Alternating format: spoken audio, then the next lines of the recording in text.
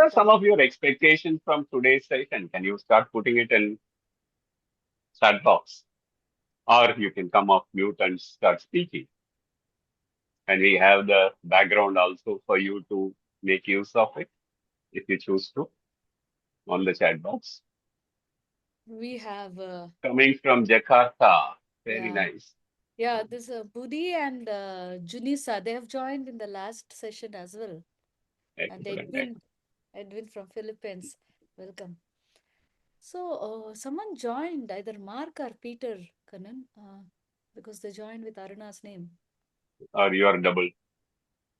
No, Okay, as we are waiting for the speakers to join in, just a quick introduction. So I'm from the ICF Chennai chapter, or what we call it as the Chennai chapter of ICF. And really glad to meet you all today for this evening, and a warm welcome to you all. And those who are joining for the first time, a special welcome to you. Those who are here not as a first time, welcome back. I'm sure something in the chapter would have resonated with you, and that's why you are here. In addition to the session title itself, please do share what do you really like about the chapter. We're keen to hear from you. And any answers? Shivaraman, Chennai, nice to meet you all. Rekha, first timer, fantastic. So we are a chapter in existence for now the 11 years. We completed 10th year last year, and we are now completing the 11th year. We have a great group of coaches, coach enthusiasts, coach trainers, all of us as part of members and associates of the chapter. You could choose to be part of the chapter. You could choose to be part of the mailing list. Whatever suits you, feel free to join hands, right? You can follow us on the social, LinkedIn, Insta, and Twitter or X for that matter. We are present in all the channels for you. And we have some exciting programs which are rolled out very regularly. I'll just talk about few regular things that we do. One is what you are attending today, which is a monthly learning and development session. We bring in the best of speakers across the world for you on topics that is of huge importance to us as coaches. Right? This may be relating to the new areas of coaching, new frameworks or competencies or resources that we can make use of. All possibilities are there. And we had a session with Marcia Reynolds last month, and we have been having a lot of great sessions over the last 12 months, and we have enough things planned for you already. Right? Today is yet another session which you would have you would, I'm sure you would enjoy. There will be a lot of takeaway as coaches for you. We have something called a coachability, which is an exclusive opportunity for our members and of the chapter, which is a platform for you to showcase your own capabilities, your own frameworks, and your own, you know, findings as a coach. Whatever that is working for you, you could share it with the fellow coaches. And if you need anything further in terms of how to go about it, please get in touch with one of us. We will help you get it processed, right? We have a coachability session that's happening very regularly in the chapter. We have an opportunity for you to showcase your writing. Yeah, if you are keen on writing and if you would like to get a reach out to the audience of the Chennai chapter, you can always, reach out to me too, who's our marketing and communication director. Share your work. She will give you the guidelines and we can publish your blog post, as I said, coaching collaboratory kind of work that we run every month. We have an opportunity for you another way called book reviews. As coaches, I'm sure all of us get inspired with books. Some in the form of writing books, some in the form of reading books, and some in the form of both. So if you would like your work and your insights to benefit the wider community, take part. right? Get in touch with us. We will tell you what is it that we are looking for, and then we can, help you showcase your review of a book for the benefit of the community so that, they get inspired too, like how you got inspired, and then the word spreads. Okay. So We do everyone. organize. Yeah. Hi, Mark. Hi, Peter. Welcome. Hi, Kanan. Yeah, we don't have Hi, quite the hi. right name here, but we're present. No problem. I've Hi, seen you. everyone. Just give me a minute. We will Yes, just yes, please go ahead. get the whole thing started. Yeah. Okay. So we do have this opportunity to showcase your writing skills as a book review. That's another possibility that the chapter offers for you. Bala, can you be on mute if possible? I don't know if you can mute Bala. If you're not speaking to us, then please be on mute. Yes, I am Kanan. on mute, Kannan. I am on mute. Okay. I was on There's mute. some I don't know background what's. noise. Yeah. Okay. No worries. Okay. And we have some announcements as well to make. I don't know if you will bring up the PowerPoint. So, Oh, should I share it? I just thought, yeah. 1 minute. If you can. Just give me some time. I just thought. Yeah. So meanwhile, maybe you can just. Yeah. So So we have, yeah. Go ahead. what I'm saying is we have some We have event. a couple of events that are coming up for your reference, which you can make note of it. So one is a massive celebration across 17 chapters in Asia for International Coaching Week. That's happening in May. So please block your calendars, and then it is happening from May 11th to May 15th. Variety of a range of speakers. So the announcement is out. So please earmark your calendars and try and attend.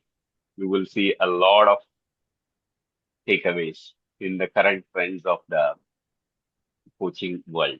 Whether it is AI or future of coaching or how do we make it sustainable. All of that is there.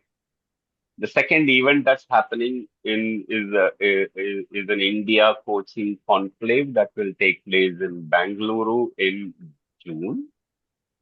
We will be posting that announcement as well in our communication channel. So please mark your date for that. Okay.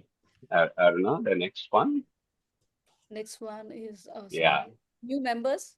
Yep. Absolutely. So we have a lot of new coaches joining our chapter. A special welcome to Veena, Vidya, Sundarrajan, Krishna, Mansi, Vivekanandan, and our own R.R. Krishna and Arun Mani. So welcome all of you to the chapter. We are very privileged to have you as part of our chapter. And the next announcement is we had Yeah. a great initiative that has been running now for the fourth year called the Chennai Ambassadors Program, where we give opportunities for our members to experience the volunteering. And we have been having an excellent response for this initiative. So these are members who have stepped up to pick up volunteering roles within the chapter under the Chennai Ambassadors Program. So these are special initiatives, strategically important work that the chapter has to do. And we have Shahzadi, Shweta, Annie, Rampriya, Arumugam, Divya, Preeti, and Vanita, all of them joining hands for this year's program. And like this, we have a lot of those opportunities for you to take part in the chapter initiatives and the wider reach. Please stay tuned to our communication channels for further information. We will keep posting all of these opportunities and the updates in there. Thank you, Aruna. You can take off the PowerPoint. Yeah. And now for today's session, I have two great friends on the line, Mark and Peter, who are ready to take us to an exciting journey. Right, Mark, already the expectations are high in the room. People are keen to know how to break through. right? And I'm taking a little bit of liberty in speaking to Mark because we have a very strong personal friendship beyond being a fellow coach, right? I have been working with Mark, alongside Mark, or knowing Mark for the last 10 years now. And Mark comes with a lot of corporate experience in FMCG world, where he has, when he started his career and became very passionate about this subject of beingness of the human beings. That's his specialty. Right? He, along with another great friend, Sujit, came founded an organization called Being at Full Potential. And in the year 2008 onwards, being at full potential itself is a very unique proposition in the world of assessments that we have seen. It is one assessment that I have come across in my coaching life as something which is very holistic, trying to really measure what is subjective, what is always ignored as a subjective elements in the human being, and never found an objective way to track that and start helping people to transform. So that's a very unique work. And you know, Mark is the co-founder of that organization. And it has an assessment tools and a lot of literatures and research and case studies around how the work has impacted the organizations. And over the last few years, I would say from 2018, 19 onwards, Mark has been largely focusing on more individual developments, right? Or in the way that he puts it across, inner development goals, which are largely, this is what is called IDGs as well. But these are something very closely aligned with United Nations Sustainable Developmental Goals. And how do you translate something that is the world and countries have chosen as their goals and priorities, and how do you internalize them into your being and start making a difference to the world? That's the uniqueness of Mark's work in this area. And I don't really want to steal the thunder from Aruna. Aruna, please continue the introduction. Yeah, thank you, Welcome, Peter. Mark. Welcome, Peter. Thank And you thank so you, much, Kanan. Kanan. Thank you. Lovely. And for also pointing out to Mark, referring Mark, as one of the potential L&D resource persons. And I would say Mark has been very, very cooperative. And thank you, Mark and Peter, for being here. Now I take this opportunity to introduce a little bit of Peter. I've actually checked with Mark again and again. Do you want to add some more for your bio to be spoken about here? But they have given me just 4 lines. So excuse me, I just can only share that 4 lines with you. So you've heard about Mark. So Peter is a co-facilitator and a coach. He's a certified HR coach and PMO professional. Peter is passionate about empowering individuals and teams to make value-aligned decisions, overcome challenges, and thrive with purpose, collaboration, and a touch of humor. With experience in coaching, leadership, development, and project management, Peter guides human-centered change and business transformation. So this is what I have. I think the rest, we can see them in action and learn from them. Welcome, Mark and Peter. Mark, there is just a small glitch. Arun is supposed to volunteer. He already, but he is not able to join. I don't know why he is not No joining. problem. One of us in the audience will step up. Don't worry. Yeah, but for that we need to take the assessment. Kannan, have you given any time taken the assessment? I'm sure you must have the results No, or something. we can request one of the participants to take it, whoever is ready. Yeah. Don't worry, Aruna, on that. Okay, Baburaj, So you have taken the assessment? if there is somebody who Great. has taken the assessment Yes. We or have, would Mark. like, sorry? We have the Peter, what we will say, the Rahul Dravid for team, ICF Chennai board, our Baburaj Nair, secretary of the board. So I've actually requested him that, if anything happens, like you be prepared to step in as a client. And I understand he has taken the assessment. So you've got your. Wonderful. If others are there, then it is okay. If others are not there, please give the opportunity to the participants. Not there, I am there. Before we move forward, may I again reconfirm, can this session be recorded, Mark and Peter? Yes. And Baburaj, you are the client.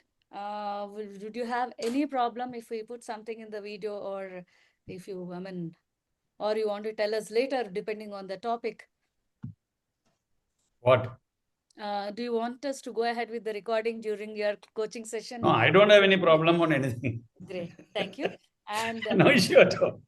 I'll pin Mark and Peter and Baburaj. I think Peter, Mark, how do you want to take it forward? Do I give you?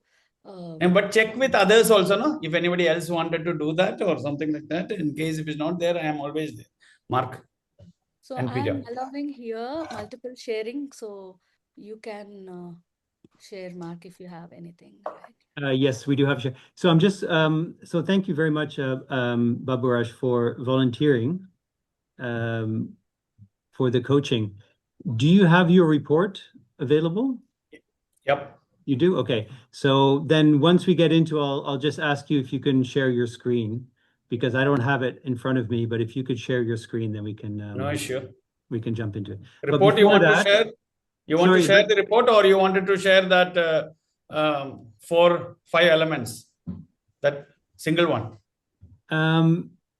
Yeah, just the IDG framework would be enough. Yeah. But before we do that, we have a few slides just to introduce a little bit the inner development goals.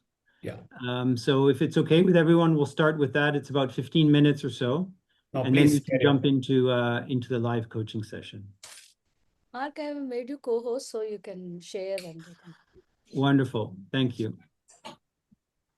Let me bring up my slides here. So I'm going to hand it over to Peter, who's going to introduce a bit more about the SDGs and IDGs. But before that, just kind of a sense of how familiar are you with inner development goals and the sustainable development goals? SDGs, IDGs, just in general, maybe a show of hands, or a lot of people are not on video, right? Or maybe just a little thumbs up in the chat. Yeah, just to get a sense. Not at all. Familiar to some extent. Okay. Not familiar, not at all. Not at all, to some extent. Okay, good. That gives us a bit of a sense. So it'll be helpful to go through a little bit of background. Lovely. That's great. So, Peter, over to you. Thank you. Thank you, Mark. And also a little hello from me. And thank you very much for this warm welcome and the lovely introduction. Thank you very much. It's my honor to be here with Mark and share this moment with you. So we'll take you through, as Mark said, a few slides, give you a bit of background context. But of course, I'll think there'll be room for questions and any thoughts that you want to share. Here's the session flow. So we'll have a look overview in terms of the IDGs, what they are. Then the background on the IDG tool and measurement philosophy. Then this live debrief that we'll do together. And then take some time to harvest these key insights, any thoughts, observations, comments, really to take a moment and share that with each other before we then close out. So in terms of IDGs, so thank you for letting us know. This question around IDGs, where was that born from? And we must go back to the Sustainable Development Goals, or SDGs, which maybe some of you've seen from the United Nations, that have been, in a way, trying to address the serious and complex challenges and categorize them into these 17 SDGs. This is just a quick view. You don't need to read every single one of them, but it covers some of the fundamental challenges we in the world are facing. And I let you have a quick look at a few of those. And really, the idea is there that a few years ago, the clarity became clear that the 2030 goals that were set we will not reach them. There's a significant challenges and delay in a lot of that. And that's maybe not just because of technology or other elements. The understanding is here that it's actually turning inward, where we need to challenge some of our fixed mindsets, the traditional ways of solving problems. They will not work. And that's where this idea of IDGs were born, these inner development goals, as we call them. And well, here you can see a selection of those scientific advisors who were involved in actually this creation, the thought leaders behind the IDGs. And some of them might be well known to you. Otto Scharmer is one, or Peter Senge. You could see there some quite well-known researchers, thinkers, experts, and scientific advisors. And if I move on to the next slide, you see a first context around two images. In the center, you have the IDGs, this cognitive, emotional relation capabilities. And outside, you see, again, these colors, these 17 colors of the SDGs, this global agenda to address these pressing social, economic, and environmental challenges. And that's where this is an image just to show how the IDGs were really created to help build the capabilities needed to move forward. Important to mention is that the IDG is a non-profit open source organization.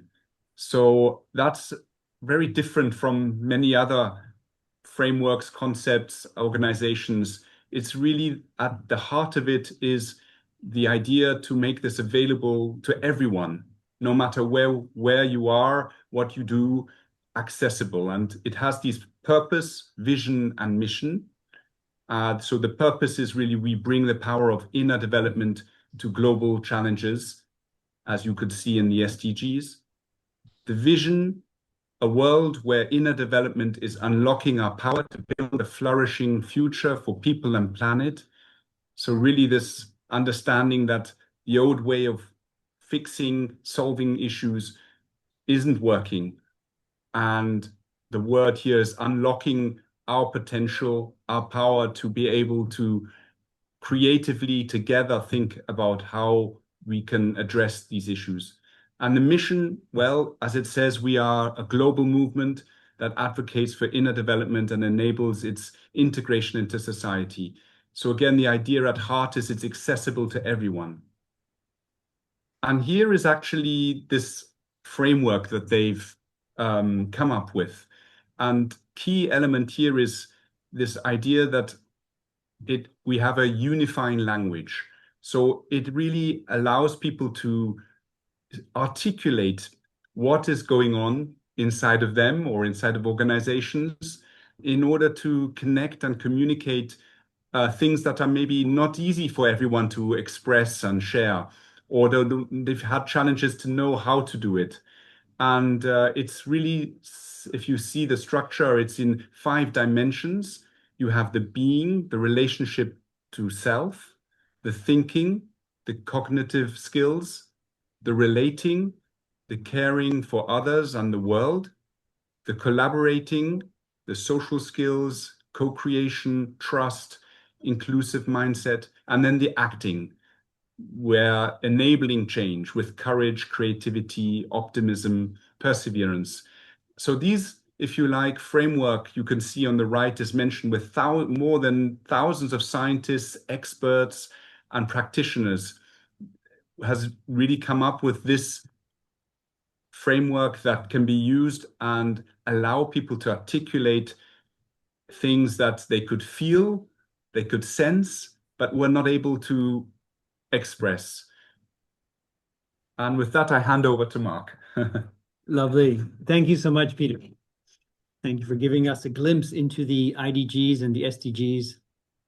And, you mentioned that it's an open source platform, which means that they're very much encouraging people to build upon the SDGs and the IDGs. And so, as Kannan said in this introduction, for the last 15 years, I've been working on how do you measure human potential, right? So Kannan and I have worked together a lot on the human potential assessment. bringing that into organizations. And we've been quite successful at building that bridge between the inner work, the deeper work, and the kind of transformation that organizations are needing and yearning for. So when I came across the IDGs and discovered that there was a lot of parallels between the IDG framework and the human potential framework, and I started to meet people in the IDG community that said, they were saying, how can we measure this? We would like to measure this. I, of course, had the idea to build on the all the experience that we have with human potential assessment and deliver something that could provide some measurement also in the context of the IDGs, right? So it's sort of reapplying the experience that we had and bringing it to life in a different context and reaching also, new people. So it's been a really, amazing way to, to enter into this community, to develop relationships, and to start having impact. So I'll just briefly speak about, this unique approach to measurement, right? Because some people think of measurement and assessments as, kind of very categorical and objective and, maybe being put in a box or being judged.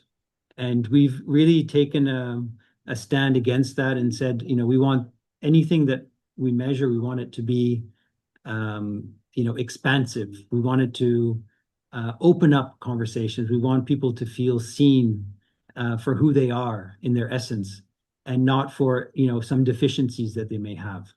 So, when we look at, for example, the color coding, which represent the score, we look at it through the lens of expression. So we look at how expressed is somebody on these different inner skills, right? They could be highly expressed, they could be well expressed, or they could be underexpressed or unexpressed. But inherently, we all have access to these inner capabilities, right? As human beings, these are inherent in who we are. We may not be fully utilizing them or expressing them. So that's a really important part of how we look at measurement. And we see the person as already whole. And that's why it lends itself so well to coaching. So when we debrief people on their report, we take very much a coaching approach. And so we'll be demonstrating that in a minute. But I just wanted to sort of lay out this, I would say, somewhat unique way of looking at measurement. This is not a psychometric tool. It hasn't been scientifically validated in that, in that sense, but it has been validated in a way that, people who have taken it, they have, often shared that they feel understood, right? Or they feel seen in, a more meaningful way. And it helps them to express more of their capabilities and to bring more of their uniqueness out into the world. So, there's a very nice link into coaching. So that's a lot. There is a comment on the chat box. Yeah. Okay. Let's have a look at the chat. I just want to see if there's any questions. And Kanan, maybe, is there anything you would add that you think would be important at this point? Not particularly, Mark. I think the fascinating part of the whole assessment is about how unmeasurable things can be brought into some sense and then made sense to the person who's taking the assessment. So that's what I personally really loved about the whole thing. And Mark, how many people would have taken these assessments? So, in the last, I guess, 12 years, there's about 15,000 people that have taken the assessment altogether. Okay. And if I may ask you for some more in terms of how many organizations or institutions would have approached this more holistically for their teams and divisions, sort of thing? I'd say probably like, I don't know, 50 around there. Okay. Companies, organizations, nonprofit, for-profit, government organizations, education now as well.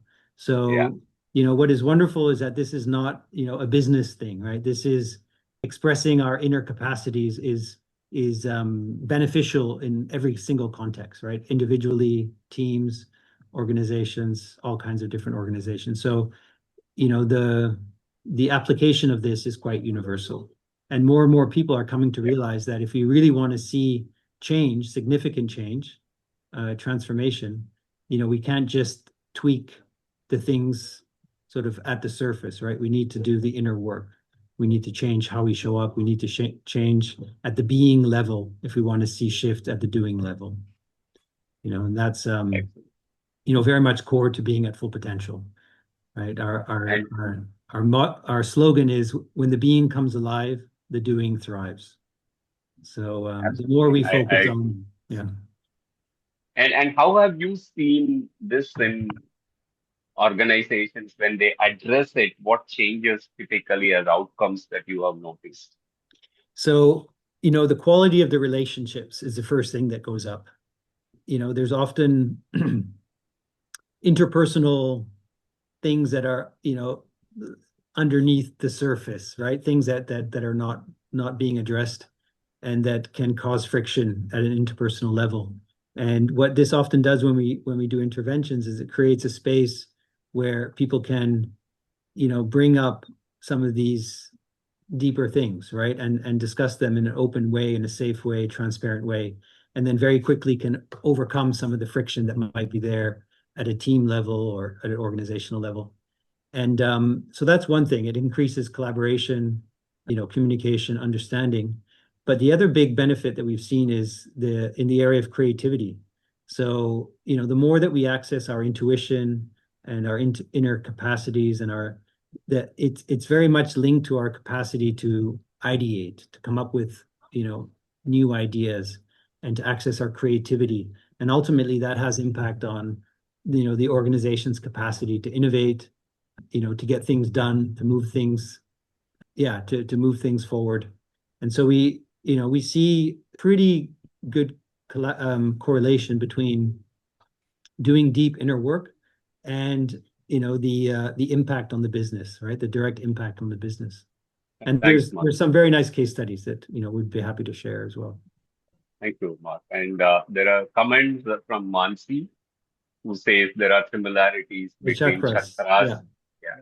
And Rahul says on the koshas as well. Yeah. Yeah. The Panchakosha, yeah. So yeah, we could talk about that as well for sure for a while. But I think yes, ultimately this work is about awakening, you know, and it is about our expansion of consciousness, right? And becoming more and more of who we are, right? So this idea of expression, and I think is very much linked to that, right? And utilizing all of our capacities.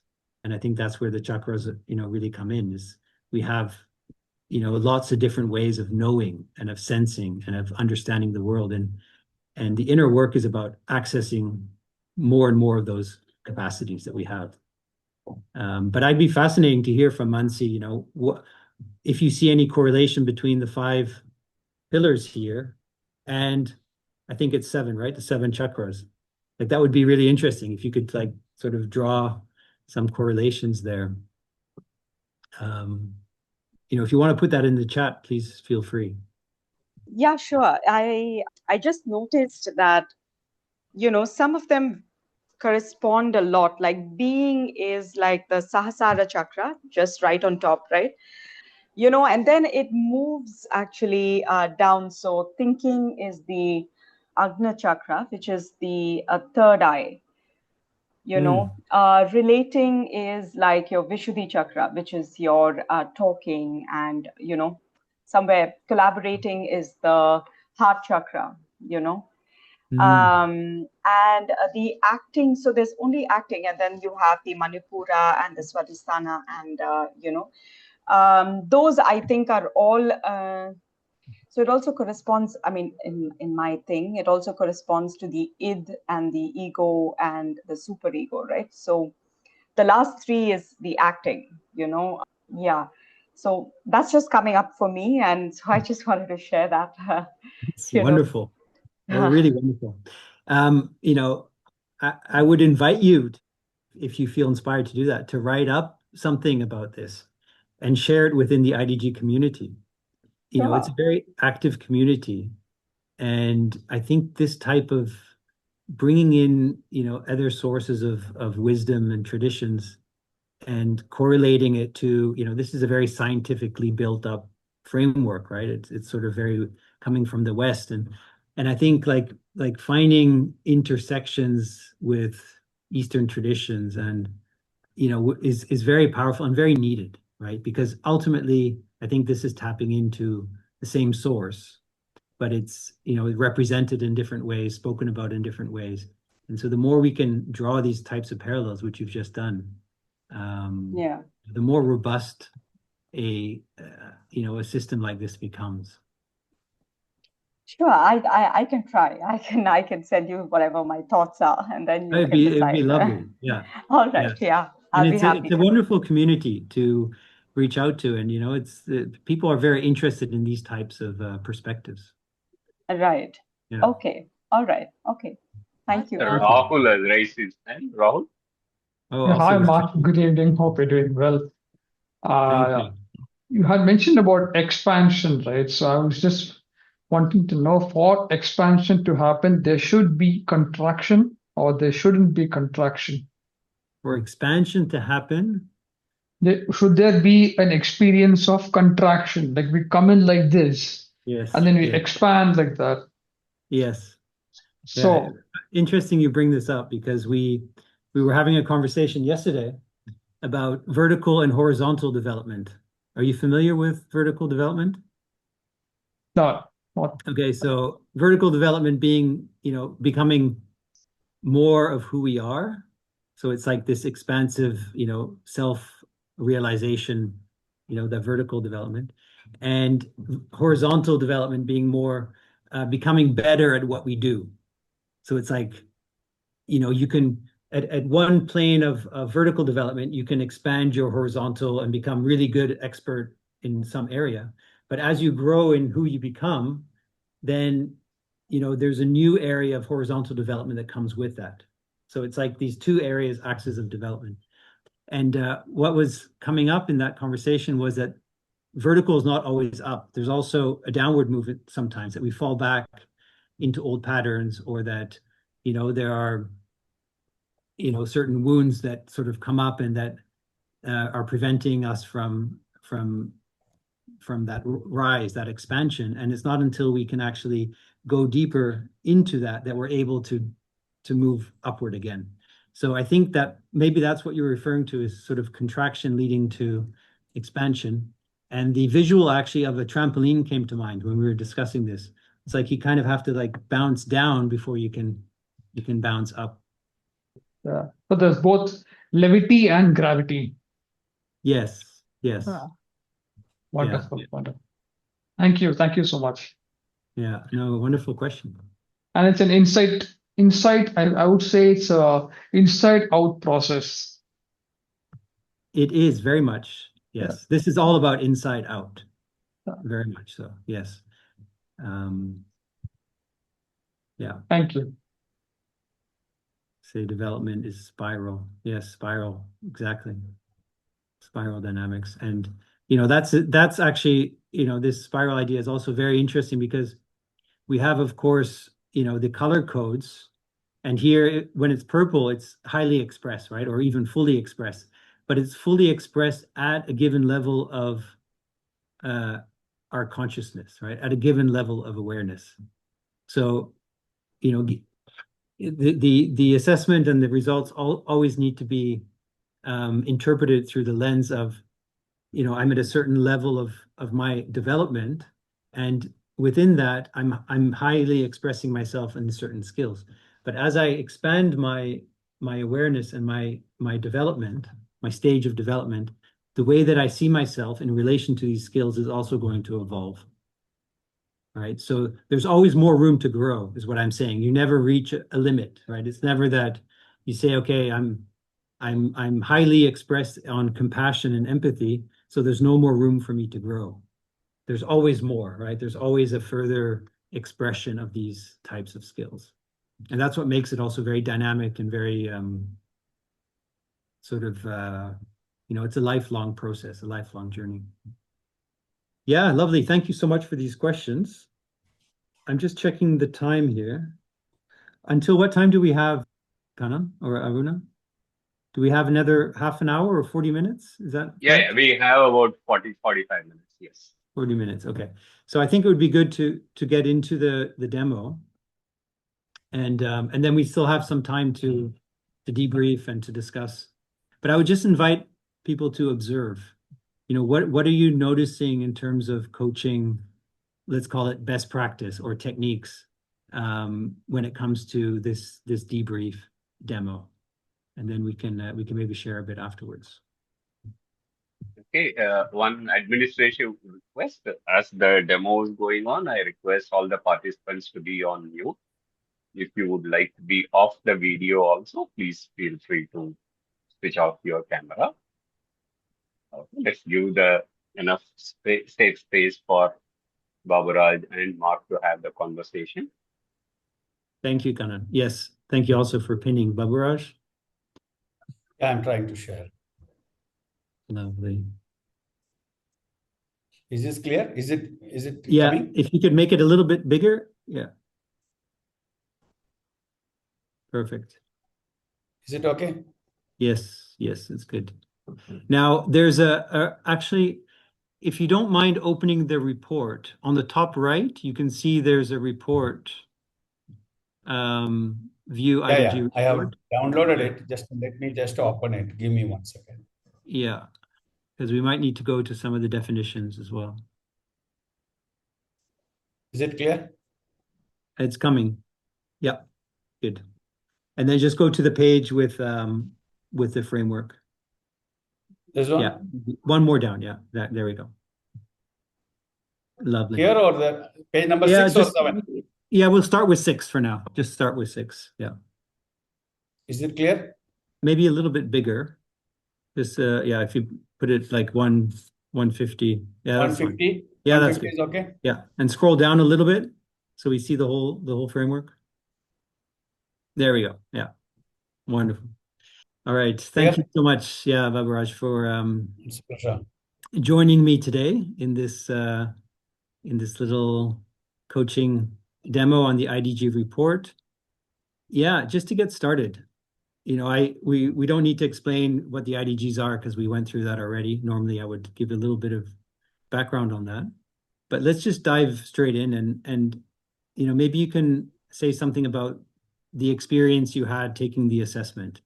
How was that for you? Thanks. It was good. I look at all these kinds of developmental instruments or development process as something to understand myself a little more. So from that perspective, and there were 2 elements which is there. One is on professional and one is on life. I selected the entire life as Okay. There are 2 aspects which is there. Not for professional good. Work because it is now I look at life of professional work as well as the individual's personal life as same. So I look at it from a life work rather than professional work. Lovely. So great. The story which you are seeing or others are seeing is from my perspective on my life. Beautiful. So that definitely sounds like there's a great alignment, that the way you show up is not dependent on the circumstance, on the environment. It's very grounded in who you are. So just looking at the overall, it's very green. So all the 5 dimensions are, in the green, which means they're well expressed. And then, there's specifics. You see some more color. There's a couple of yellow, a couple of purple, and then mainly green. Overall, would you say that this is a good representation of, how expressed you feel you are in your potential, in your inner capacities? As I presume so. And I think there are some good friends here within the group, like Meetu is there, Aruna is there, Kannan is there. They can also look at it and make comments. One of the ulterior motive of me being the volunteer is that the point is that we always look at ourselves from a eye which is more close to our heart, and sometimes good friends, close friends who may look at it may give a little more different colors. So I have tried to do my best as far as be candid in aspect. In 2-3 areas, I actually wanted to ask question to you is that 1 or 2 questions actually could be, if in a 4 letters, strongly agree, disagree, and strongly disagree. I felt maybe an element of somewhat agree could have been added some value from a worldwide population. I don't know why you have selected only 4, but 4, I can understand why it makes you to be more forceful in your choices. I understand that, but still, I felt that could be a better representation. In some 1 or 2 questions, I felt that it should be a somewhat agree, but then I selected agree. But otherwise, it was more or less 98% very candid in my response. Wonderful. Thank you so much. Yeah. Yeah, no, it's a good point. There's definitely room for some, not sure kind of response as well. But you're right. We did make it that so that, people do kind of make a choice, right? And if it's exactly how they feel or not, it's it's a big picture that really matters. And because definitive, there are in the world, there are some definitive cultures as well as some culture which may look at it different. So from that point of view, the cultural element can also be very important when you are looking at the scorecards. So that is where I felt somewhat agree could have been useful. Anyway, that's the point which I wanted to. When you asked me, how did you experience it? So that's based on my experience. Yes, very helpful. Now, if you look at this, is there anything that surprises you? Or is there anything you would like to dig into? Because we're not going to cover all of this, but is there 1 or 2 skills where you say like, oh, that's interesting. I would like to understand that a bit better. I would like to unpack that. Yeah, no, I think it represents more or less fairly good. This one, inner compass is something which I know that I am on the process of. None of us can say that we have arrived onto the inner compass. We will be we are on the journey. So I feel that I am in the journey towards that. So and once we look at it, the inner compass as defined by this instrument. Then the co-creation skill, of course, if I look at it on the yellow colors on the 4th one, collaborating. I do sometimes, and I know that I do sometimes, if you ask me, fully reach out. I'm slowly trying to collaborate more and more with people. But then I start feeling that sometimes it is better to collaborate with like-minded people. Otherwise, it's a waste of time. So that is reflected in that thought process is reflected in here also. So I can understand where it is coming. So nothing surprising from that point of view.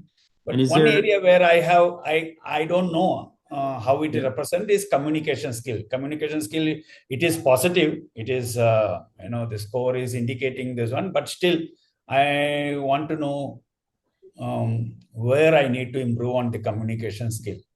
Okay, lovely. I know that I need to improve on listening skill, not during a coaching process, but during a normal conversation, my listening skill need to be improved, which I know, which I am aware that I need to improve, and it is not improving as I am desiring as far as listening. So I don't know whether this communication skill, the listening is one element which has been defined under the communication skill.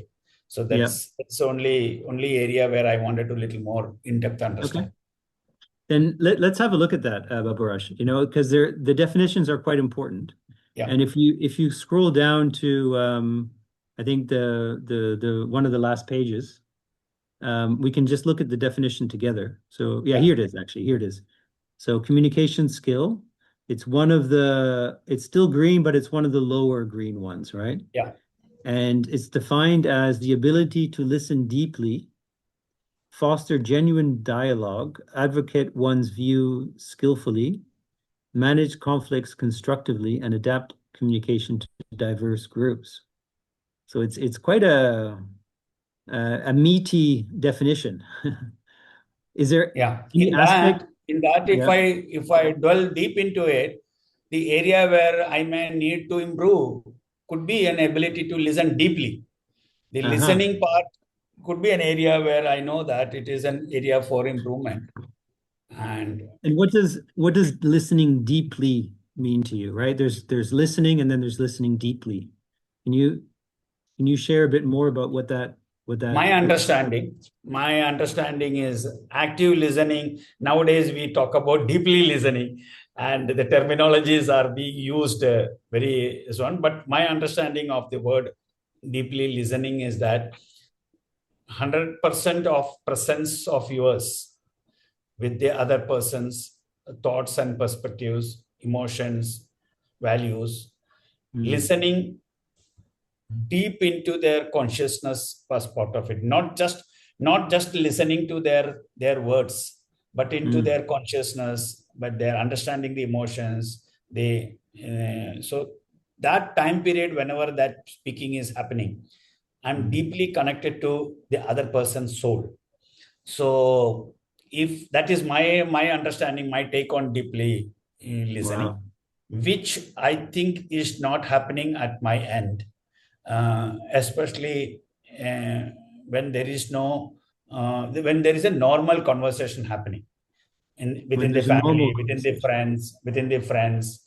But when there is a specific need, for example, Mark wanted to speak to me, or Peter wanted to speak to me with a specific purpose of, then I am absolutely connected with you.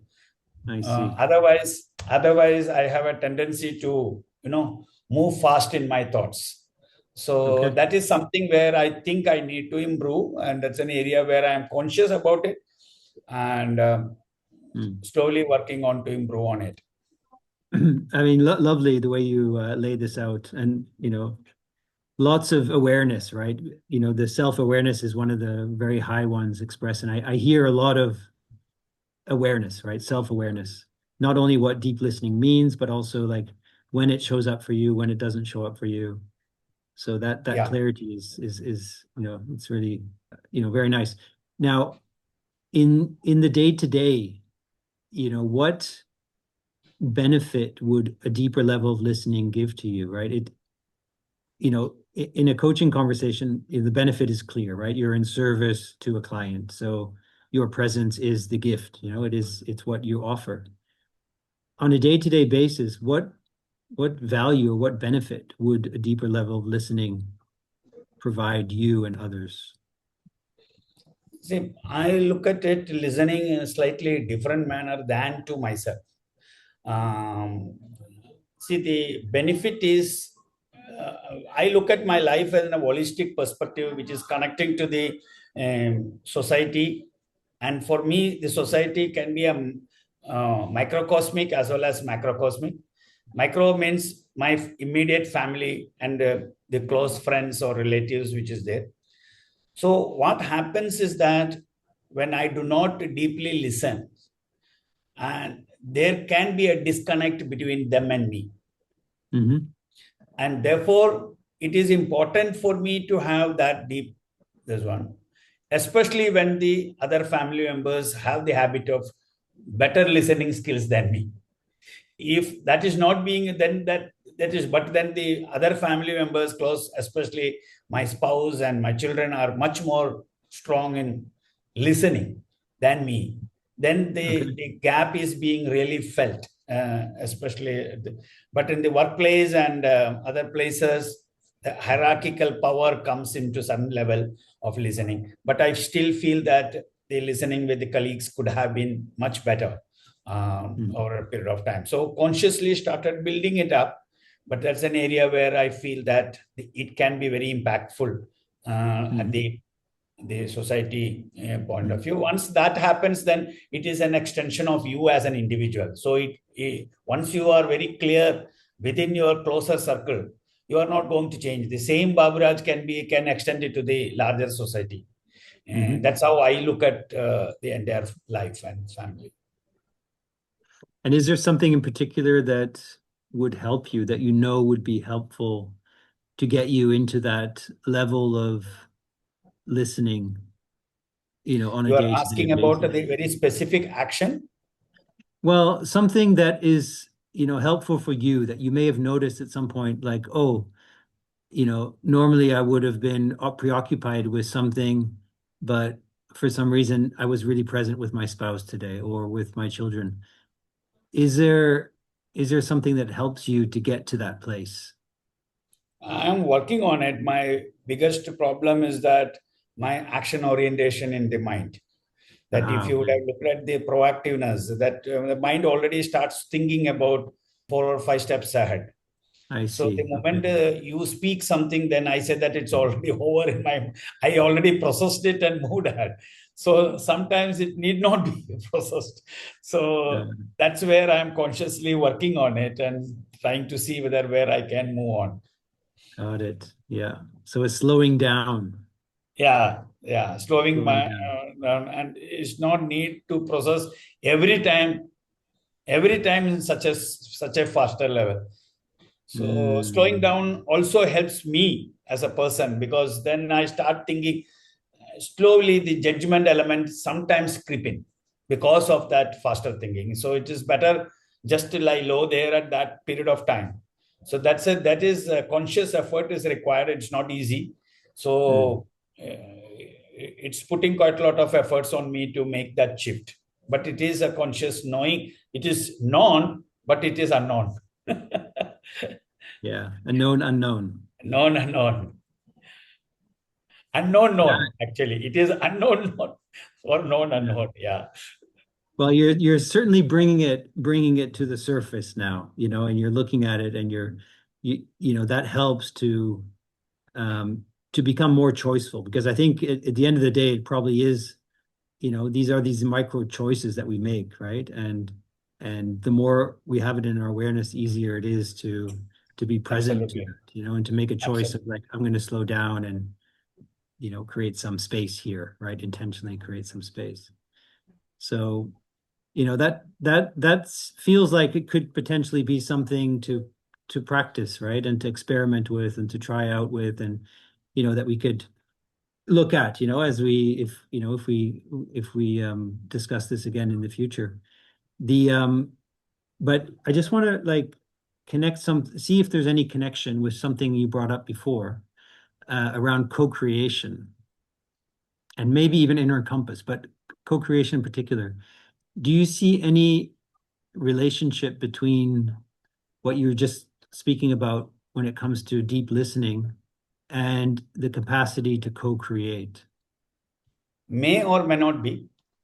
Definitely, there is an element of co-creation, and deeply listening will have it. But then, if you are looking at the word collaboration, being with the other person to bring out so for me, I define collaboration is being with the other person to bring out a purposeful outcome, a mutually purposeful outcome. That is how I define collaboration. So if I define it from that perspective, my tendency would be to listen to the other person's thoughts and see whether it is having a mismatch between my thoughts and his thoughts, or their thoughts. And if there are not, the basic purpose is not getting diluted, I don't have any problem. I move ahead and work with that group of people or that person. So I don't get into discomfort from that point of view. So if you ask me, co-creation is happening, yes, it is happening.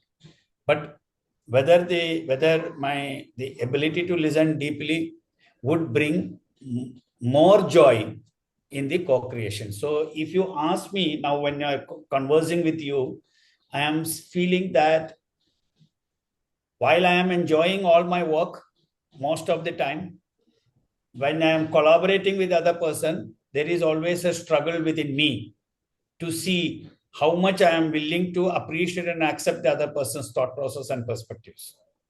But that is again a known unknown element, where I know that, yes, but if I can bring a little more deep listening into that process, that entire co-creation could be more joyful. So if you ask me on a 10-point scale, I will say that currently, with all this experimentation which I am doing on myself, it would have moved from, in the last 5 years, moved from 4 to 7.5 possibly.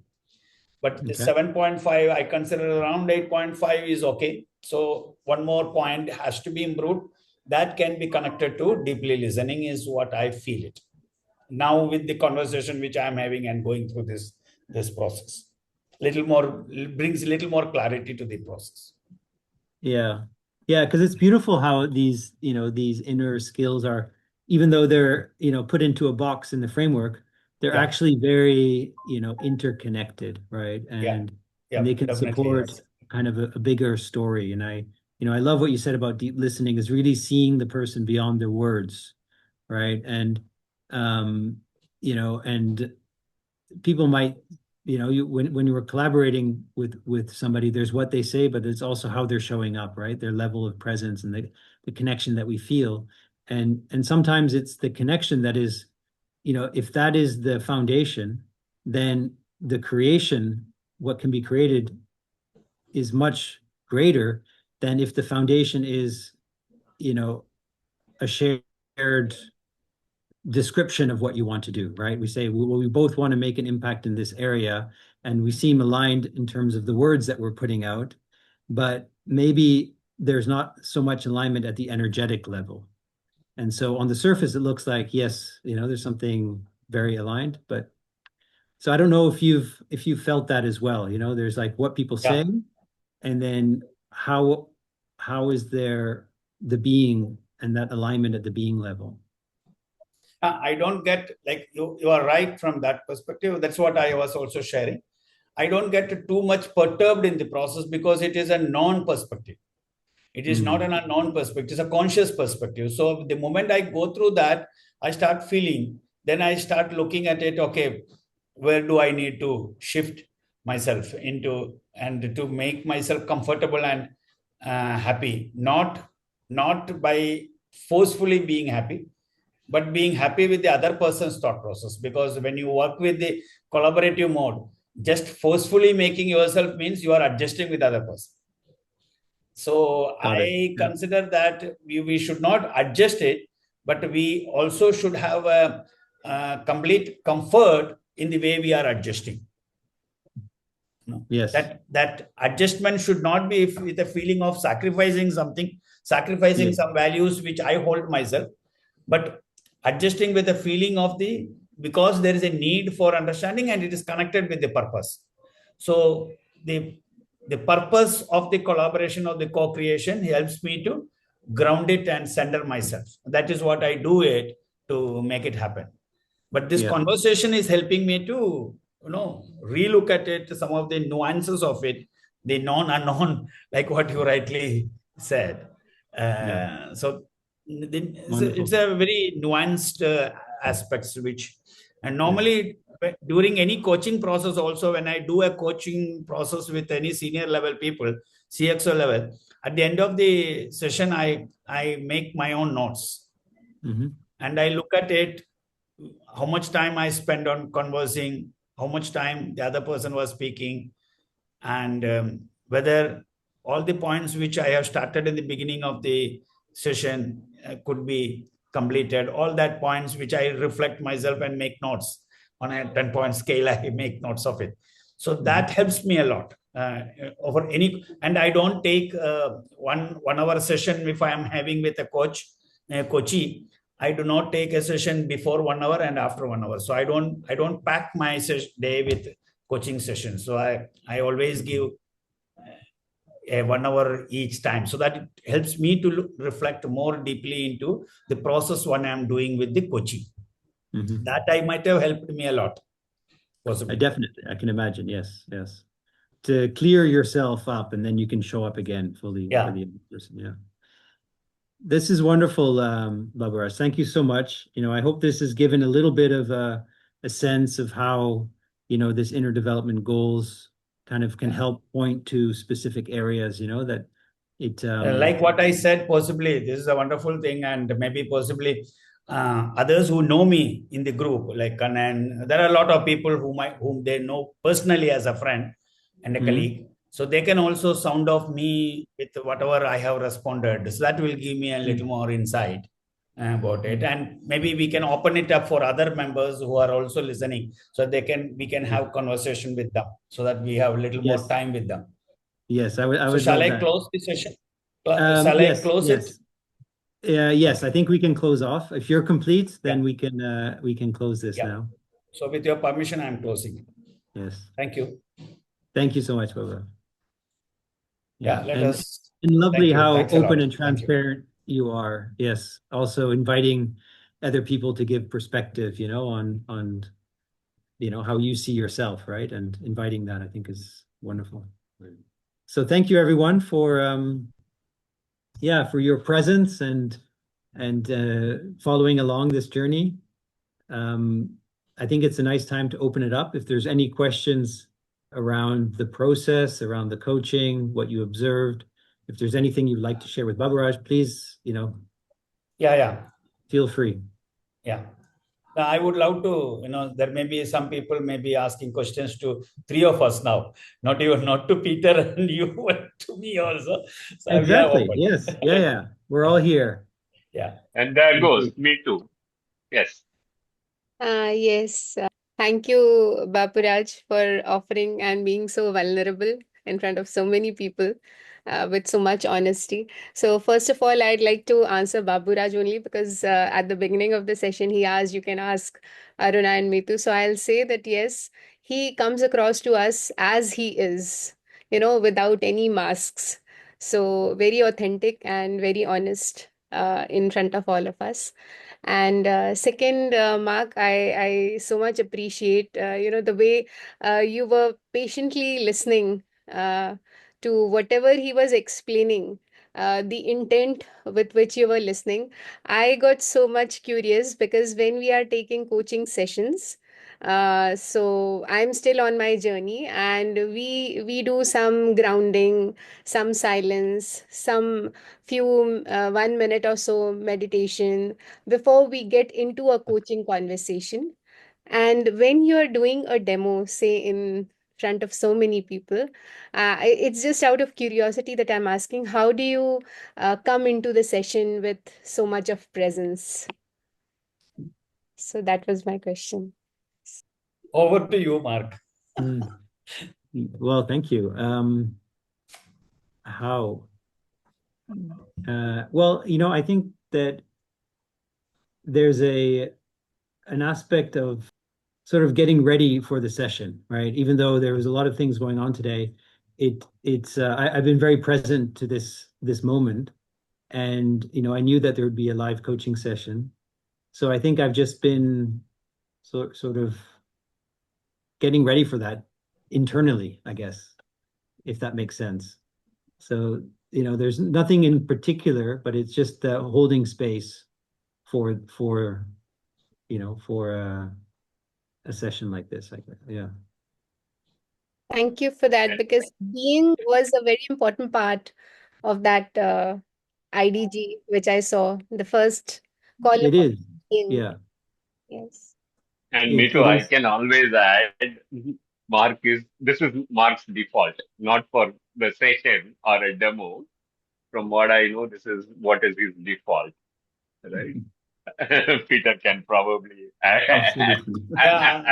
Yeah, Kannan, what you said is true, that between two of us, there was no, so it could be definitely what you said is that it is Mark default. That's language which you have used. Because I never felt any discomfort with Mark at all. Peter, of course, did not come in picture, but at least I never felt any discomfort. So the flow was like what he has indicated, the flow was very natural. Thank you. Yeah, I really appreciate it. Thank you. Yeah, Aruna and Sri wanted to say something. Ask or say. Yeah, I raised your hand. Let her go. Thank you, Aruna. No, I first wanted to welcome Mark and Peter. Mark is my teacher. I've done my IDG assessment certification through him, and I practice a lot of other IDG work we do. And I was super happy to see Mark's and Peter's face in that invite. I immediately joined. I was coming from another session, and I said I cannot be without welcoming them to Namma Chennai. It almost felt like they have come to our hometown. So thank you, Mark. Thank you, Peter. And Babu and Kannan, you said it rightly. Mark is an embodiment of all that he talks about, and his presence, the stillness that he brings and the presence that he brings is very, very inspiring and something to really learn. And the depth in which he can go and see the nuances of the data and at the same time question it as gently as possible. I have never seen a person question something from that data with that amount of gentleness, and that's something we need to learn. So, yeah, I couldn't stop but share. I mean, I couldn't be without sharing this. Thank you, Mark. Thank you, Peter. Lovely to see you both again. And Aruna, thank you for bringing such a wonderful person to our session. Shivaram Thank you wanted to so ask. much, Sri. Shivaram. Lovely to see you again, too. Likewise. Thank you very, very much. It was wonderful. Shivaram, please unmute and speak. He is actually unmuted. Shivraman, you have something to say? Okay.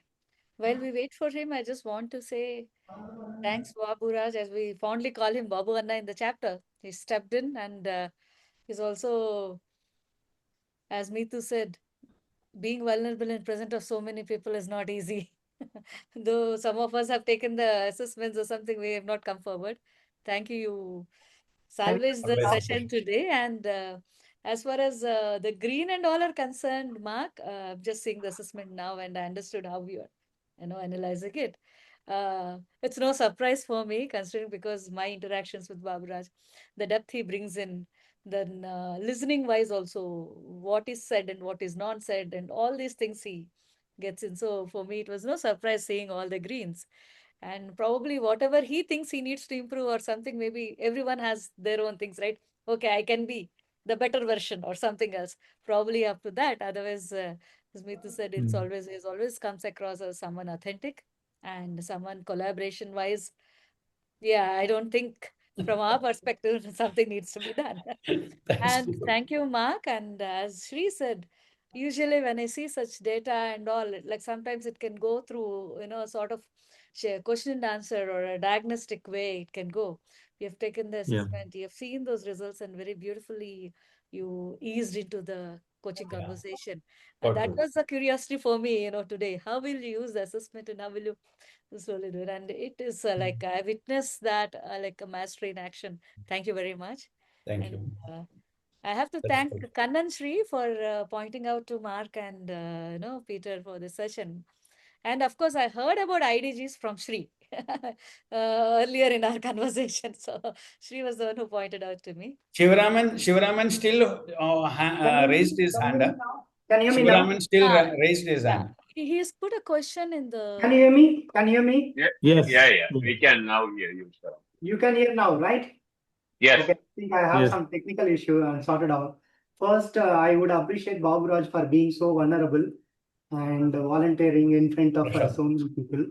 Mark and Peter, thank you so much for taking us through this IDG, and you explained it very well. And so I have a question that is more related to that skill set. In fact, a couple of questions. First, I start with the critical question. When Mr. Baburaj was talking about the report in relation to the communication skills, I noticed managing conflict is one of the sub-skills for the communication skills, right? That means all the sub-skills need to be demonstrated for that communication skill, right? Is that right? Is my understanding correct? They all need to. I think what it suggests is that they're all sort of connected. So managing conflict, right? That was what you're pointing to? Yeah. The question is I have whether they all need to be demonstrated. Yeah. That's correct, right? So I think, the way I look at it is that they're all part of, kind of interconnected, like deep listening. When we listen deeply, we're going to understand another person better. And what may have seemed like a conflict will maybe not be a conflict anymore, or at least we'll be able to, through deeper understanding of the other person, that conflict will get resolved by itself. So the way I see it is that it's like, it's all part of communication. but it's not like separate sub skills. It's not like, okay, I have to do that skill and that sub skill and that sub skill, and then I have communication skill. It's more like communication skill is made up of, these different elements. And, the more we work on all those different elements, our overall communication is going to be enhanced and deepened. Yeah. So the question is, the critical question is that according to brain science, right, particularly in relation to scarf, introduced by Dr. David Rock. So if the scarf is compromised or it is challenged, I will not be able to speak up, right? I will not be able to speak up well, or I will not be able to listen. Though I am a very powerful communicator, though I can actively listen, right? Because that's the biology, right? Because the amygdala is triggered because of the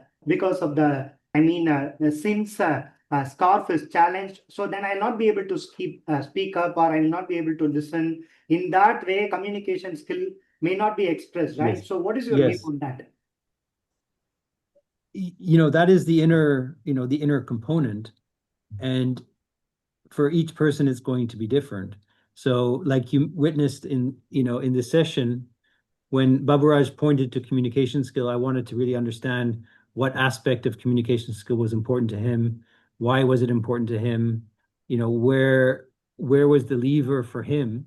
And he pointed to deeper listening and everything around that. Somebody else might point to, a scar, right? Or some unresolved, conflict or fear that somebody has. And, that then becomes the focus of the coaching, and the conversation will go deeper in that area.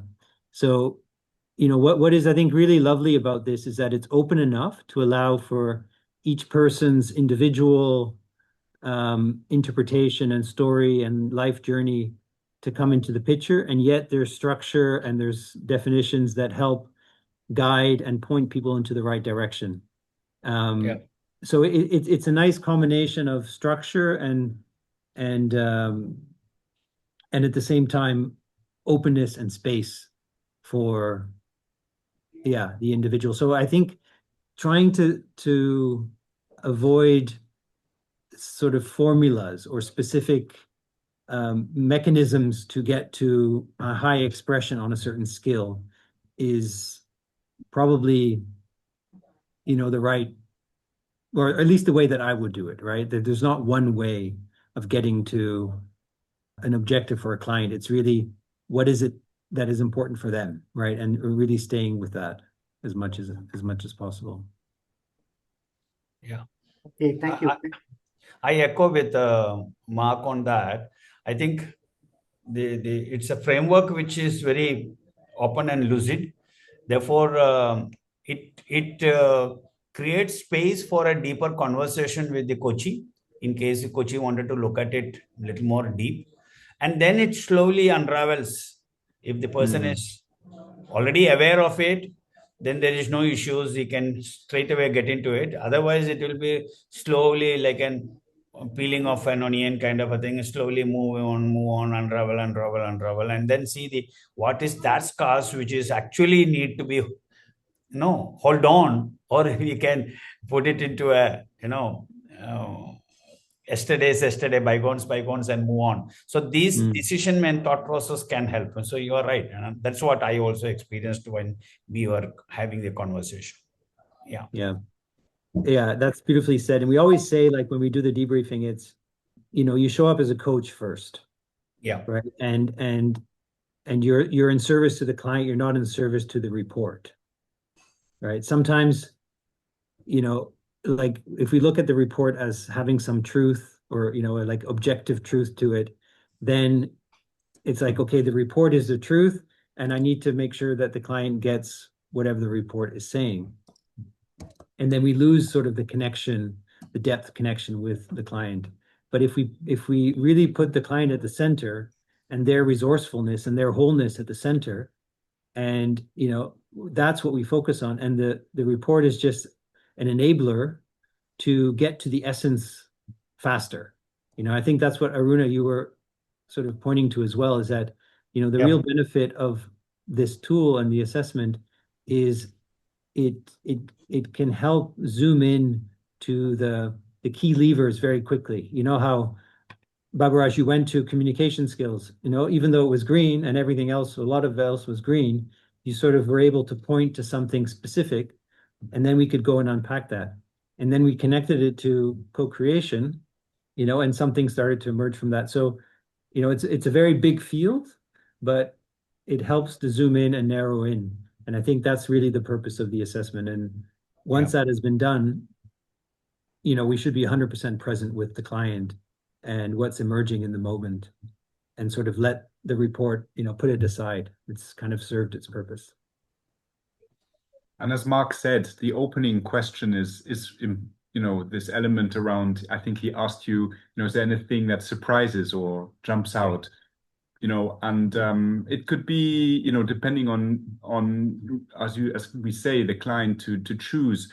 It's interesting very often to find where these tensions lie. And that can also be, also something that you're starting with something that you feel reaffirmed and reassured and recognize. So it doesn't have to it can be really open. But then, as Mark said, not try to cover everything, but then listen and see where the client wants to go. And I think connecting the dots as well, as Mark kind of guided you through, how does that connect with something else as well?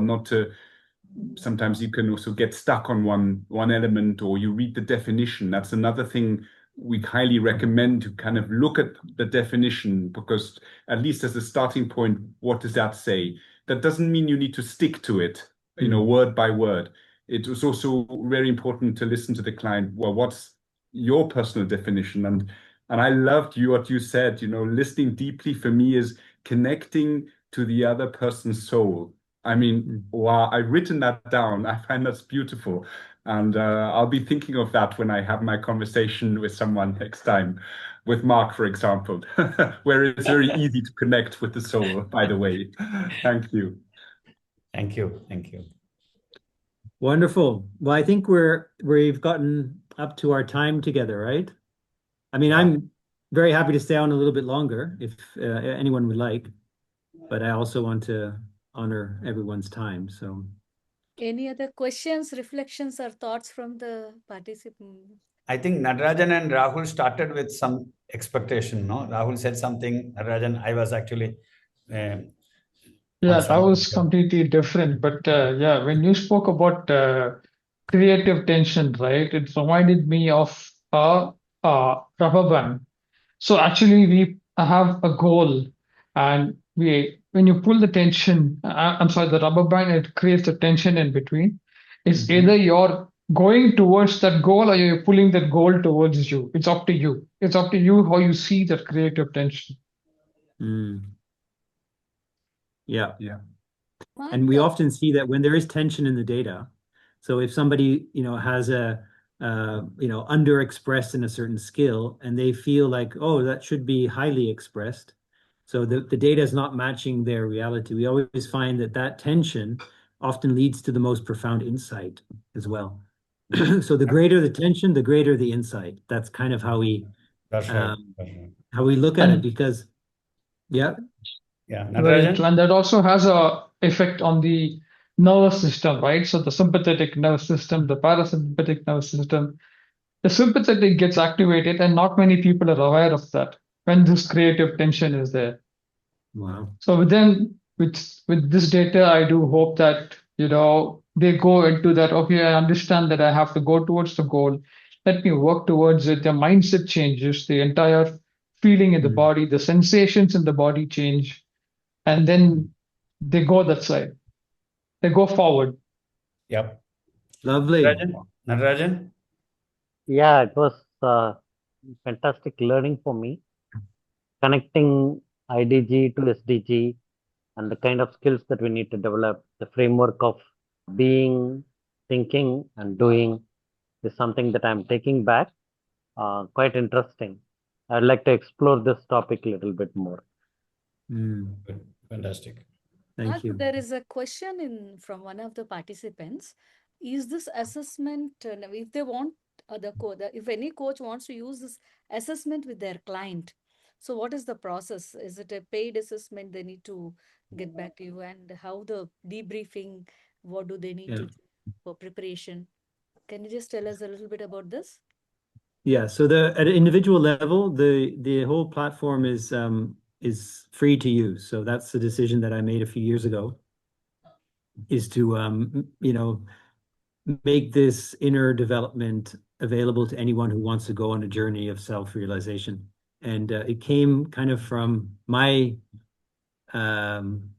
belief, that it's a human right. It should be a human right to be able to express our full potential, right? To be able to bring our gifts into the world. So this is a little bit of a contribution that I can make is through this tool and this assessment. And so we've made it open and free for people to use. You can get the report. You can access all kinds of resources. So each one of the skills is clickable. And there are resources like videos and exercises and challenges and everything you can do to develop yourself in those skills. So that's all on the platform. And then we also do this work with companies and teams and organizations. And there it follows a more traditional licensing model. But at an individual level, you can share this with your clients. You can have them use it. And of course, we recommend that if you really want to use it in a coaching setting, that it would be helpful to join the certification training that we do every, once or twice a year, a couple times a year. And that's where we pass on the best practices on, how do you take somebody through their report? How do you help them get to the most insight?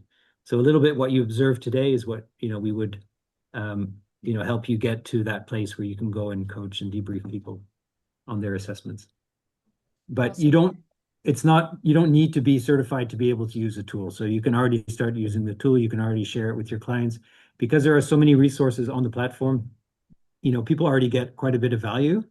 But of course, if you get 20% of the value trying to figure it out yourself, and you probably get like 70, 80% of the value if you work with a coach and you get a proper debrief. So, there's a big benefit there of, working with somebody, of course. Thank you, Mark. That's awesome. Aruna, Mark can add one more point that, it can be a win-win solution. That is, anybody who is using this particular thing at individual level, they can share their experience after using it into that wonderful ecosystem they have, because that will add a lot more input in perspectives. I think Mark can add that element into the, whenever it is a choice, but if they can add their experience of using this tool, that would be helpful for him as well as to the individuals. Wonderful. Yeah, we have a lot of stories. Yeah. So at this point, I think I'll encourage everyone who wants to explore further. Probably, Mark, the best way is to look at the IDG platform and maybe join the community or something like that. What do you suggest? Yeah, so I think, we'll share the slides if people want from today. So you have some of the slides also on SDG, IDGs.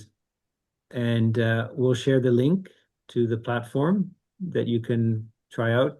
And then, if anyone is interested to look at the certification, just reach out directly and we can, we can share with you when those dates are.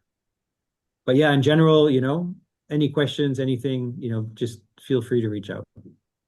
Thank you. Thank you, Mark and Peter, for your time, for your generosity in giving this assessment. And I can see a lot of potential, in other places as well, especially when we work with youth or, when there so much of lot of well-being issues nowadays, right? With the Gen Z, yes, Gen Alpha and all.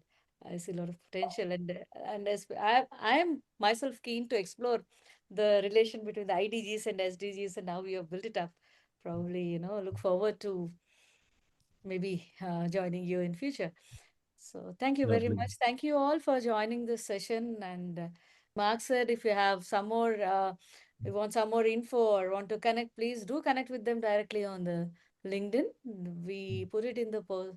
Already we put it in their LinkedIn IDs in the poster, right, Mitu? Or we can always put it in the WhatsApp groups. And good to see a lot of people who have worked with them joining. Thanks, Shri. So, Mm. Kannan, Shri, or anyone else you want to say anything? We have just 1 more minute. We can close then the session. Thank you, Mark and Peter. No, it's been That's a the real one thing that pleasure. I wanted to say. Thank you. Yeah, it's been a real pleasure. And I must say, like, the quality of the conversation has been wonderful. You know, the input on the chakras and, you know, a lot of great ideas have come through that we're taking back with us as well. So the learning has been very much Both ways. both ways. Yes, thank we you. can say. No, Yeah. wonderful. And thank you, Baburaj, for being there. Always. And thanks to all of you. Sri, you want to say Thank you, something? everyone. Feel free.